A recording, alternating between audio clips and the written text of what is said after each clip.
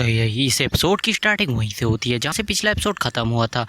उस मोटे का पंच जो है ना बहुत ही ज़्यादा पावरफुल होता है और उस मर्चेंट की तरफ बढ़ रहा होता है। और जो है ना उस पंच की वजह से सामने की पूरी जो है ना जगह ही तबाह हो गई होती है।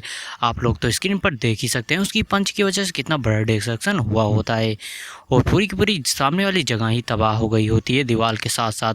और बंदा बोल रहा होता है कि क्या वो पर्सन मर गया, और ये कहते हुए वो हाँफ रहा होता है और बोल रहा होता है भले वो मरा ना हो लेकिन पक्का उसके हाथ पैर तो टूट ही गए होंगे।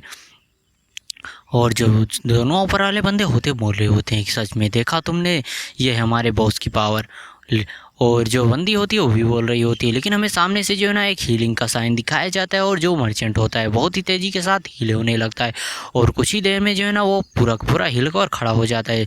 जो देखकर जो मोटा बंदा वो भी काफ़ी ज़्यादा हैरान हो जाता है, लेकिन उससे पहले जो है ना वो बंदा अपने हथौड़ी के साथ मर्चेंट आगे बढ़कर उस मोटे का जो है इक्विपमेंट होता है उसको तोड़ देता है।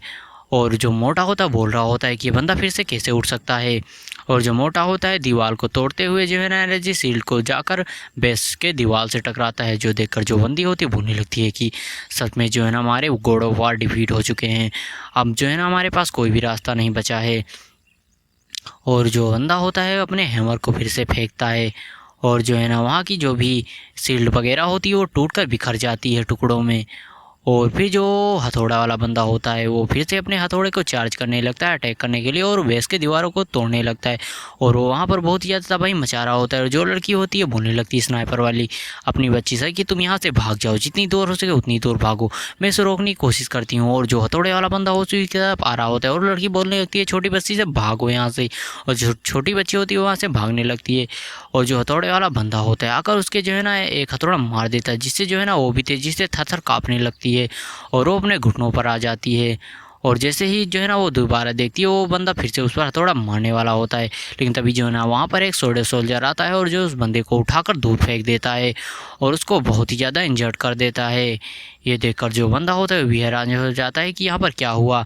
और जो शैडो सोल्जर होता है जो है ना उस बंदे के आर पार जो है ना अपनी सोट को कर देता है और बंदा वहीं पर मर जाता है कि मरता नहीं मतलब बहुत ज़्यादा इंजर्ड हो जाता है, क्योंकि जो है ना उसका लाइफ फोर्स एक मेढक की वजह से जुड़ा हुआ था।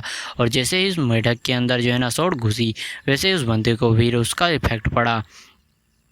और जो अपना सोल्जर होता है बोल रहा होता है इसका जो है ना ब्लड बहुत ही गाढ़ा है, लेकिन इसमें अभी भी बहुत सारा ब्लड बचा हुआ है। और वो जो मर्चेंट होता है इतना ज़्यादा क्रिटिकल हिट के बाद भी तुरंत ही हील होने लगता है। जो देखकर जो हमारे मेट है उससे बोलता है कि यहाँ पर एक हीलर भी मौजूद है तो तुम जाकर उसको निपटाओ, मैं इसे देख लूँगा। और जो शैडो सोल्जर भी होता है वो भी लगता है ठीक है बॉस। और जो शैडो सोल्जर होता है वहाँ से गायब हो जाता है और जो अपना मेन कैरेक्टर होता है वो एक शील्ड को बना ले लगता है उस मर्चेंट के अटैक को रोकने के लिए, लेकिन जो शील्ड होती है वो भी उसके हथौड़े को नहीं रोक पाती और जो शील्ड होती है वो भी टुकड़ों में टूट जाती है।